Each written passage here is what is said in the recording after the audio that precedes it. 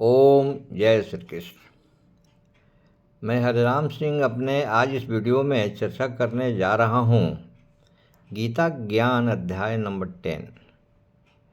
इसमें कृष्ण भगवान बोलते हैं कि जो लोग केवल अपना ही पेट भरने की भावना से अन्न को पकाते हैं वो तो केवल पाप का ही भोजन करते हैं।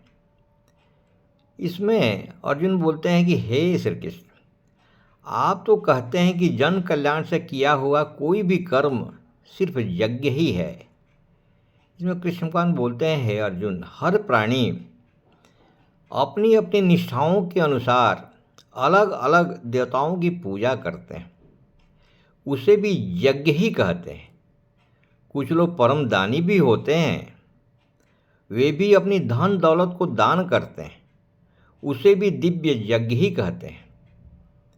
कई योगी निस्वार्थ भाव से बिना दान करते हैं, निस्वार्थ भाव से विद्या दान करते हैं, तो उसे भी ज्ञान यज्ञ ही कहा जाता है।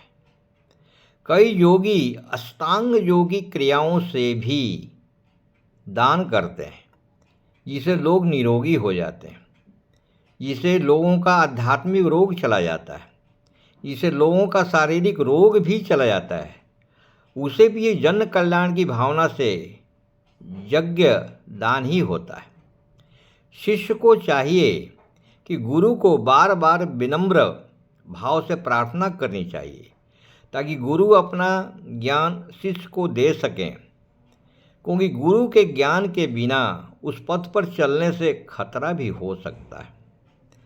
अर्जुन बोलते हैं, हे मधुसूदन, अपने बार बार बहुत सारे यज्ञों का वर्णन किया है, लेकिन इनमें से कुछ यज्ञ ऐसे भी हैं जिसे सभी लोग उसे नहीं कर सकते।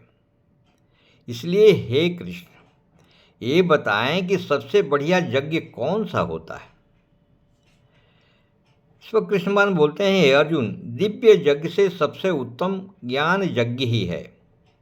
दिव्य यज्ञ से सबसे उत्तम ज्ञान यज्ञ ही है, क्योंकि मानव के सर्वोच्च शक्ति का ज्ञान सिर्फ ज्ञान यज्ञ के द्वारा ही हो सकता है। क्योंकि ज्ञान यज्ञ मानव को अच्छे भले बुरे पाप पुण्य के बारे में ज्ञान कराता है और भगवान के अच्छे स्वरूप के बारे में दर्शन भी कराता है। इसलिए कृष्ण भगवान बोलते हैं, हे अर्जुन, ज्ञान वह अग्नि है, से मानव के सभी गुण दोष दंभ अहंकार भस्म हो जाते हैं। यहाँ तक कि भक्ति का मूल भी ज्ञान यज्ञ ही है। यानी ज्ञान है, यानी नॉलेज है। नॉलेज हासिल करना मतलब ज्ञान यज्ञ ही करना होता है। भक्ति का उद्गम भी ज्ञान से ही होता है।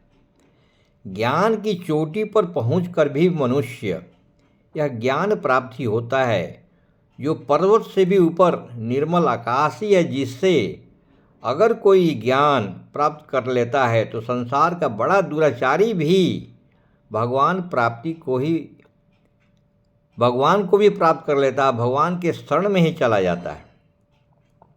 एक शब्द में अगर कहूँ, देवताओं का पूजन एवं हवन करना भी ये भी दिव्य यज्ञ ही होता है।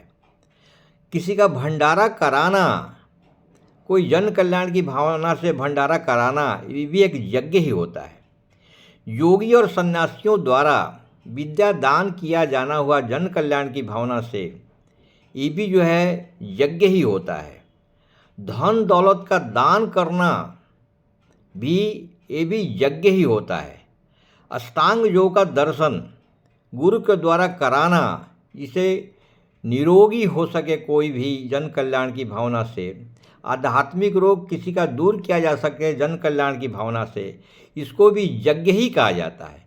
इस सबों के साथ मैं एक्सप्लेनेशन देने का प्रयास कर रहा हूँ। इसके साथ मैं आप उनसे आग्रह करूँगा कि आप लाइक करें, शेयर करें, सब्सक्राइब करें। इसके साथ थैंक यू वेरी मच। जय हिंद, जय भारत।